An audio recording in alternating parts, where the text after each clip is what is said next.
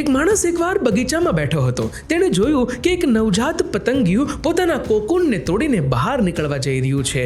Cocoon નાનું હતું. પતંગિયું ખૂબ જ મુશ્કેલીથી બહાર આવવાની કોશિશ કરી રહ્યું હતું. પેલા માણસને પતંગિયા ઉપર દયા આવી ગઈ અને તેણે પોતાના હાથેથી કોકૂન ફાડીને મોટું કરી નાખ્યું અને પતંગિયું સરળતાથી બહાર નીકળી ગયું. માણસે હાશકારો અનુભવ્યો, પરંતુ જોઈને આશ્ચર્યચકિત રહી ગયો કે પતંગિયું તો તરફડિયા મારવા લાગ્યું અને થોડી વારમાં પાંખોમાંથી લોહી વહેવા લાગ્યું અને એ જમીન પર જ ઢસડાવા લાગ્યું. ઉડી ન શક્યું અને હવે કદાચ આજીવન ઉડી પણ નહીં શકે. કારણ કે કોકૂનમાંથી બહાર નીકળતી વખતે પતંગિયાના પાંખોમાં લોહી પુરાય છે. એના માટે એને સંઘર્ષ કરવું પડે છે અને આ સંઘર્ષથી જ એની પાંખ મજબૂત બને છે. પરંતુ માણસની મદદ એ પતંગિયાના વિકાસને રોકી દીધો.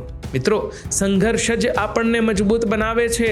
કોઈ શોર્ટકટ કે કોઈની મદદ ક્યારેય આપણને સફળતા ન અપાવે. એના માટે તો જાતે જ લડવું પડે છે. તમારો આ વિડીયો વિશે શું કહેવું છે? કમેન્ટ કરજો અને વિડીયો ગમ્યો હોય તો લાઈક કરજો અને શેર પણ.